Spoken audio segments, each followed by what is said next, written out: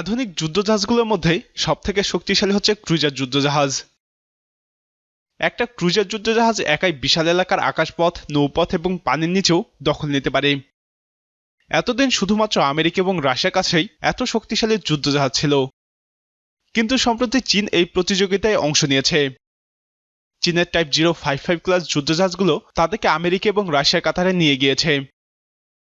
তবে চীনের জাহাজটি স্টেলথ হওয়ায় অনেক বিশ্লেষক এটাকে আমেরিকা বা রাশিয়ার যুদ্ধজাহাজগুলোর থেকেও এগিয়ে রাখেন। আমাদের আজকের ভিডিওটিতে চীনের এসব যুদ্ধজাহাজের আকার আকৃতি, কাজের ধরন, আক্রমণ ক্ষমতা, এরকম কতগুলো যুদ্ধজাহাজ তৈরি করছে এবং এগুলো আমেরিকা, ভারত সহ পশ্চিমাদের জন্য কতটা হুমকি স্বরূপ সেসব বিষয় তুলে ধরব। চীনের সবথেকে আধুনিক এবং শক্তিশালী যুদ্ধজাহাজটির ভয়ঙ্কর ক্ষমতা সম্পর্কে জানতে পুরো ভিডিওটি দেখতে থাকুন। আর আপনি যদি প্রথমবারের মতো আমাদের চ্যানেলে এসে থাকেন তাহলে নিয়মিত এরকম সামরিক বিশ্লেষণমূলক ভিডিও দেখতে আমাদের চ্যানেলটি সাবস্ক্রাইব করুন। পাশাপাশি এই ভিডিওগুলি ফেসবুকেও দেখতে চাইলে আমাদের ফেসবুক পেজটিতে লাইক দিন। প্রথমে আসি ক্রুজার জাহাজ কেন এত ভয়ঙ্কর সে প্রসঙ্গে। ক্রুজার হচ্ছে সবথেকে বড় যুদ্ধজাহাজ। এয়ারক্রাফট ক্যারিয়ার কিংবা হেলিকপ্টার ক্যারিয়ারগুলো অবশ্য ক্রুজার জাহাজের থেকেও বড় হয়, কিন্তু এগুলোর আক্রমণ ক্ষমতা নেই। তাই যুদ্ধজাহাজ বলতে যা বোঝায়, ক্রুজার হচ্ছে সেগুলোর মধ্যে সবথেকে বড়। বিশাল আকৃতির কারণে এগুলোতে প্রচুর অস্ত্র রাখা যায়। সহজভাবে বললে এগুলো হচ্ছে সাগরে ভাসমান অস্ত্রের গোডাউন। এগুলো শত্রুর বিমান কিংবা মিসাইল ধ্বংস করে। ক্রুজ মিসাইল নিক্ষেপ করে শত্রু ভূমিতে আক্রমণ করতে পারে। এন্টিশিপ মিসাইল নিক্ষেপের মাধ্যমে যে কোনো যুদ্ধজাহাজ কিংবা এয়ারক্রাফট ক্যারিয়ার ধ্বংস করতে পারে। এমনকি রাশিয়ার একটা ক্রুজার আক্রমণ চালিয়ে আমেরিকার পুরো একটি ক্যারিয়ার ফ্লিটকে ডুবিয়ে দিতে সক্ষম। চীনও এখনো সেই ক্ষমতা হাতে পেল। পানির উপরে লড়াইয়ের পাশাপাশি পানির গভীরেও দক্ষতার সাথে হামলা চালাতে পারে এই যুদ্ধজাহাজগুলো। এজন্য শত্রু সাবমেরিন সবসময় ক্রুজারকে এড়িয়ে চলে। আবার ক্রুজারে যে ধরনের রাডার এবং সোনার ব্যবহার করা হয় সেগুলো অন্য যে কোনো যুদ্ধজাহাজের থেকে অনেক বেশি শক্তিশালী, যার কারণে ক্রুজার জাহাজগুলো চারপাশে বিশাল এলাকা নজরদারি করতে পারে। এছাড়াও ক্রুজারের বডি শক্তিশালী কম্পোজিট ধাতব দিয়ে তৈরি করা হয়, যার কারণে এ ধরনের জাহাজকে ধ্বংস করাটাও কঠিন হয়ে দাঁড়ায়। ক্রুজার যুদ্ধজাহাজের গতিও দুর্দান্ত হয়। কিন্তু প্রশ্ন হচ্ছে, কেন শুধুমাত্র আমেরিকা এবং রাশিয়াই এ ধরনের জাহাজ বানায়? চীন কেন এতদিন এ ধরনের জাহাজ বানায়নি? এর প্রধান কারণ, এগুলো তৈরি করাটা সহজ বিষয় নয়। বিশাল খরচ হয় এক একটি ক্রুজার যুদ্ধজাহাজ তৈরিতে। এছাড়াও এ ধরনের জাহাজ অপারেট করতে প্রচুর ব্যয় হয়। এতদিন চীন এ ধরনের জাহাজ তৈরির প্রয়োজন বোধ করেনি। এখন তারা গোটা বিশ্বে আধিপত্য বিস্তার করতে চাচ্ছে।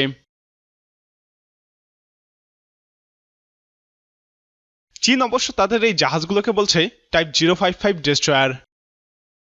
তবে ন্যাটো এগুলোর নাম দিয়েছে রেনহাই ক্লাস ক্রুজার।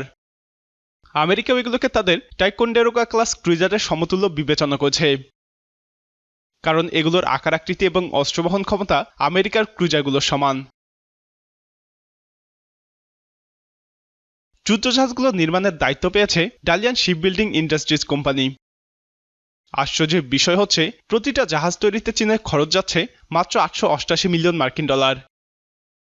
যেখানে আমেরিকার একটি ক্রুজার তৈরিতে $2 বিলিয়ন বেশি খরচ হয়।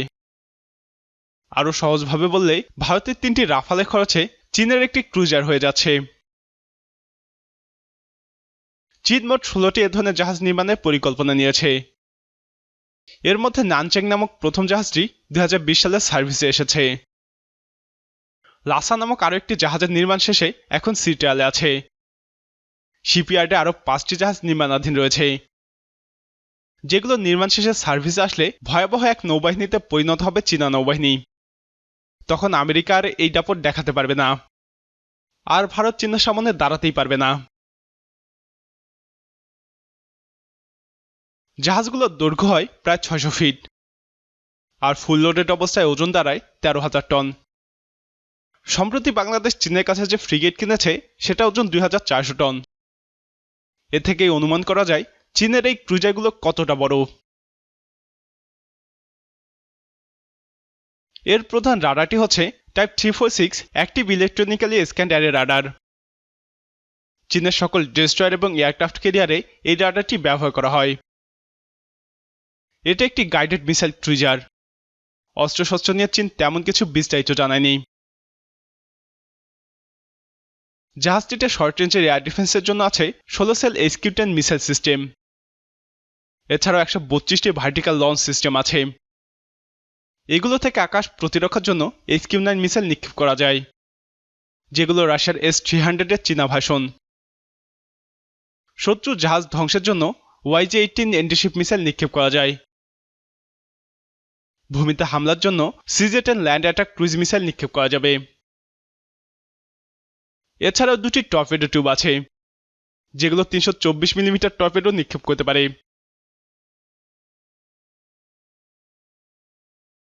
প্রতিটি জাহাজে দুটো করে হেলিকপ্টার ল্যান্ড করতে পারে। G9 এবং G18 হেলিকপ্টার ল্যান্ডের মতো করেই জাহাজগুলো তৈরি করা হয়েছে।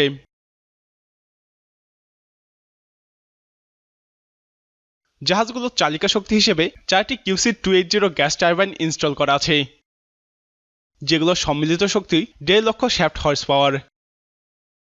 এগুলোর সাহায্যে ঘন্টায় সর্বোচ্চ 56 মাইল বেগে ছুটতে পারে জাহাজগুলো। জাহাজগুলোর রেঞ্জ 9000 কিলোমিটার।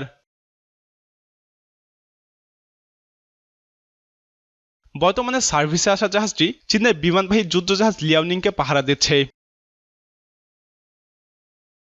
ভবিষ্যতের জাহাজগুলো পূর্ব চীন সাগর, দক্ষিণ চীন সাগর, প্রশান্ত মহাসাগর, ভারত মহাসাগর এবং পারস্য সাগরে মোতায়েন থাকবে। প্রিয় দর্শক, চীনের এই ক্রুজারগুলো সার্ভিসে আসলে সাগরে আমেরিকার দাপট কতটা কমতে পারে? চীনের আরেক প্রতিপক্ষ ভারতের এই বা কি হবে?